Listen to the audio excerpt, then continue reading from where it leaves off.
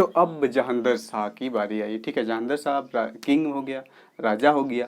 अब दिक्कत क्या था जहांगीर शाह के साथ कि ये एक लेस एबल किंग था, ये उतने एबल नहीं थे, ठीक है। बहुत ज़्यादा ये एबल किंग नहीं थे। ये फुल्ली डिवोटेड थे रिलीजन, मतलब कि ये मौज करने वाले राजा थे, ठीक है। इधर उधर पैसे उड़ाना, गलत काम करना, ठीक है, उस तरीके का राजा था। लेकिन यहाँ पे एक ट्विस्ट ये है कि जुल्फिकार खान जो इसका वजीर है, ठीक है, मंत्री है, वो बड़ा ही लायक था। बहुत उस टाइम का एक पावरफुल आदमी माना जाता था राजनीति में, ठीक है। तो यहाँ पे ट्विस्ट ये है कि राजा तो जानदर शाह था, लेकिन चलाता कौन था? जुल्फिकार खान, ठीक है। इसीलिए इसको जब रूल्स वगैरह किस तरीके से कर रहा था, तो वो सब जुल्फिकार खान कर रहा था, जुल्फिकार खान कर रहा था।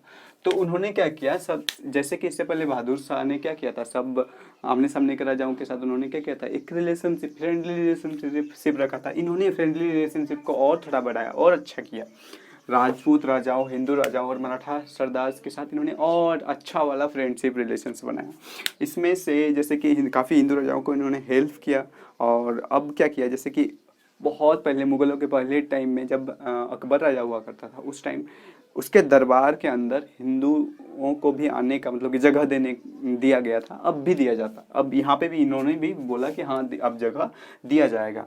इन्होंने उसके साथ साथ कुछ और एग्जाम्पल्स अच्छे वाले हैं, जैसे कि जय सिंह का एक नाम दिया था मिर्जा राजा सवाई, और उसको गवर्नर ऑफ मालवा बना दिया गया। उसी तरीके का गवर्नर ऑफ गुजरात बनाया अजीत सिंह को, उसका उपाधि दिया गया महाराजा अजीत सिंह, उन्होंने ही नाम दिया था जुल्फिकार खान, जहांगीर शाह जुल्फिकार खान के नेतृत्व में। यहाँ पे जुल्फिकार खान ने जहांगीर शाह के जगह पे, मतलब देखिए, करना तो जहांगीर शाह को एक अच्छा राजा बनना चाहिए था, लेकिन ये एबल नहीं था जो कि जुल्फिकार खान इसको बनाया था राजा। इसने ही सारा का सारा अच्छा काम करना स्टार्ट कर दिया अपने राज्य को आगे बढ़ाने के लिए। अब जो है ये फाइनेंशियली इसको इम्प्रूव करने के लिए काफ़ी सारी चीज़ें करने लगा, जैसे कि मनसब में जो डिवाइड था, मतलब कि छोटे छोटे जागीरदारों वगैरह में किस तरीके से टैक्स लिया जाता है, वो सारी चीज़ों को फिर से रिफाइन करने लगे। फिर क्या किया, रैंड रेवेन्यू एक्ट को स्टार्ट किया। टोडरमल, वो जो तानसेन टोडरमल के टाइम पे टोडरमल ने एक सेटलमेंट, ज़मीन का सेटलमेंट किया था, किस तरीके से आप टैक्स लोगे, उसको फिर से थोड़ा सा रिकॉल किया, अच्छे तरीके से टैक्स लेने की जो सिस्टम थी उसको बनाया गया। फिर अब देखिए, सारा का सारा काम बहुत अच्छे से जुल्फिकार खान कर रहा था, तभी कुछ उस टाइम के नो क्या बोले, थोड़े से अच्छे समझदार लोग ही थे जो ऑपोजिशन में थे इन लोगों के। उन लोगों ने क्या किया, जहांगीर शाह जो कि यहाँ रूरल था, राजा था, महाराजा था ना, तो उसके कान में क्या बोलते, कान भरने लगे कि आप तो राजा हो, लेकिन फिर भी आपका मंत्री ही जो वजीर है, वजीर ही आपसे ज़्यादा पावरफुल है। बोलने चल रहा है कि आप बेकार हो, यहाँ पे आपसे ज़्यादा तो यही है। तो इस तरीके की जब बात आने लगी इसके कान पे, तो फिर देखिए, राजा तो राजा होता है, चाहे वो पावरफुल हो, मतलब कि लायक हो ना हो, वजीर से तो ज़्यादा पावरफुल होता है। तो मतलब दोनों के बीच में एक फाइट कराने की कोशिश की, लेकिन जुल्फिकार खान बहुत ज़्यादा समझदार था, ऐसा कुछ होने नहीं दिया। फिर इनका जो शासन है वो आगे और अच्छा बढ़ना चाहिए था, लेकिन यहाँ पे एक ट्विस्ट हो जाती है। क्या, जहांगीर शाह का जो भतीजा था, ठीक है, भतीजा था, नेफू, कौन था? फारूक सियार, याद रखिएगा कौन, फारूक सियार। इन्होंने हरा देता है जहांगीर शाह को, कहाँ पे? आगरा में। आगरा के फाइट में हरा देता है जहांगीर शाह को फारूक सियार। और फिर मुगल का, यहाँ तक हम लोग के, ये तो आपका कितना, 8वां, 8 रूरल है ना,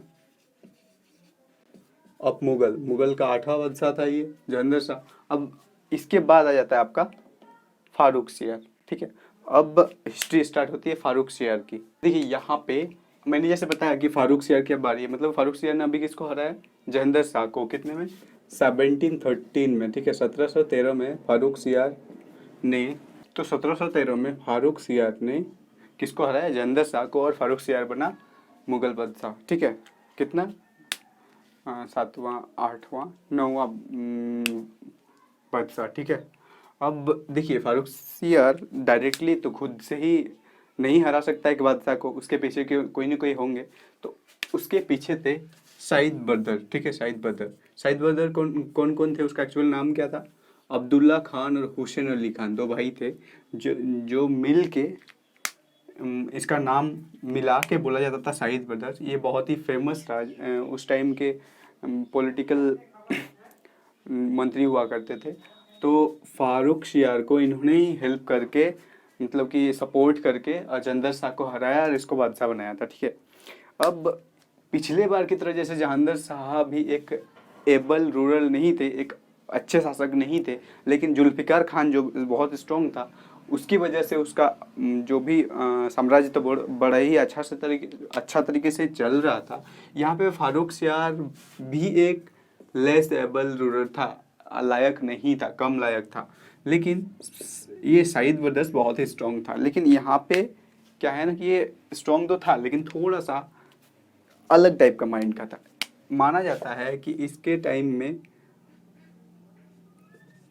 हिंदू ज़्यादा सेफ नहीं थे और हिंदू राजाओं के साथ इसका अच्छा व्यवहार नहीं था। मंदिर वगैरह भी तोड़े गए थे ऐसा इसके मतलब सईद ब्रदर्स के द्वारा। तो देखिए इतने सारे चीज़ होने के बाद भी सईद ब्रदर्स अब अच्छे से काम करने की कोशिश कर रहे थे, लेकिन फारूक सियार इन्हें बार बार रोकते थे, ठीक है। वजीर थे लेकिन फारूक सियार इनको रोकते थे, राजा था इसलिए रोकते थे। हर काम पे मतलब कि अड़चन डालते रहते थे, कितना भी कोशिश करते। ये इधर से एक क्या बोलते हैं अंकुश डाला हुआ था, मतलब कि एक लगाम लगाया हुआ था, भाई ये नहीं करना, ये नहीं करना। तो ये बात इन लोगों को बहुत ज़्यादा खल गई, ठीक है। बार बार कोशिश किया गया कि मतलब कि ये कुछ नया काम करता था रोक देता था। ईगो पे लग गया इन लोगों को, ठीक है। स्ट्रांग थे दोनों, बहुत ज़्यादा स्ट्रांग थे उस टाइम पे। अब इन्होंने क्या किया, इसको मरवा दिया, राजा को ही मरवा दिया। देखिए 1713 में ये राजा बना था और 1719 में इसको मरवा दिया। कितना में? 1719 में मरवा दिया राजा को। किन्होंने? सईद ब्रदर्स ने। फिर दूसरा राजा इन लोगों ने दूसरा बनवाया, वो किसको बनाया? मोहम्मद शाह। मोहम्मद शाह को बनवाया। वो सिर्फ 18 वर्ष का था, छोटा सा बच्चा 18 वर्ष का था, उसको बना दिया राजा, ठीक है। और फिर से यहाँ पे नेक्स्ट वजीर कौन बनेगा? अगर ये राजा बना, ये आपका किंग है, वजीर कौन है? यही लोग, सईद ब्रदर्स। ये कितना दिन तक राज किया? ऑलमोस्ट देखिए कब 1719 20, ज़्यादा दिन नहीं, 1-2 साल ही राज कर पाया, ठीक है, 1720। तो देखिए ये जो है सईद ब्रदर्स, इन्होंने किसको? फारूक सियार को भी बनाया था राजा और मोहम्मद शाह को ही। देखिए मुगल के काल में ये जो सईद ब्रदर्स है ये काफ़ी फेमस हो गए थे उस टाइम। इसीलिए सईद ब्रदर्स को king maker of Indian history बोला जाता है। भारतीय इतिहास का ये किंग मेकर है, राजा बनाने वाला, किंग मेकर है, ठीक है, इंडियन हिस्ट्री का। याद रखिएगा कौन? आपका ये सईद ब्रदर्स। अब धीरे धीरे मुगल के और भी जो इधर उधर, क्या बोले, ये तो फारूक सियार तो मतलब कि क्या, फारूक सियार अपने चाचा था, उसको हरा के बादशाह बना था। लेकिन काफ़ी सारे और लोग थे मुगल के, और भी राजनीतिक वाले थे। तो धीरे धीरे इसको ना नापसंद करने लगे पब्लिक, इसको, सईद ब्रदर्स को। इसका कारण क्या था? इन्होंने अब जो राजा था उसको ही मरवा दिया था, फिर दूसरा राजा बनवा लेते। मतलब कि एक मंत्री अगर मनमानी करने लगे तो फिर उसको क्या बोलेंगे? भाई तुम जिसके अंदर था, जो राजा के अंदर तुम काम करता था, उसी को धोखा दे दिया। तो इसीलिए इसको नमक हराम बोलते थे, ठीक है। आप जिसका खा रहे हो उसको ही आप, मतलब उसका ही आप गुणगान नहीं गा रहे हो। तो इस पे ना अब धीरे धीरे लोगों का भरोसा उठ गया। अब सारे के सारे इसके ऑपोजिशन में चले गए, मतलब कि अंदर से अब धीरे धीरे इसको खुखला करा ही जा रहा था कि ये छोटा सा बच्चा था मोहम्मद शाह, ये समझ गया कि मेरे से अब राजगद्दी नहीं संभलने वाली। ये खुद ही एक तरीके से बोला जाए तो राजगद्दी से धीरे धीरे साइड होने लगा था। उस टाइम अंग्रेज जो ना बहुत ज़्यादा स्ट्रांग हो रहे थे और इसके साइड्स में जो इंडिया के और राजा थे, जैसे कि हो गए आपके कौन, राजपूत राजा, जो राजस्थान के अंदर था, और मराठा डेक्कन में। लेकिन मराठा अब बहुत बड़ा हो चुका था, वो सिर्फ डेक्कन में ही नहीं, बहुत सारा जगह इसका, मुगल का भी अब शेयर कर चुका था वो। लेकिन सिक्योरिटी के तौर पे मराठा उसको हेल्प करता था और वहाँ से कुछ टैक्स लेते थे, बाद बाकी सब छोड़ देते। इसीलिए राजपूत और ये मराठा राजा तो जो था, राजपूत और मराठा राजा, ये लोग एज ए सिक्योरिटी काम करता था मुगल का, ठीक है। और ईस्ट इंडिया कंपनी के साथ अब जब लड़ाई होने वाला है मुगल का, तो ये दोनों ही ऑलमोस्ट साथ दिया था मुगल का, अंग्रेजों के साथ।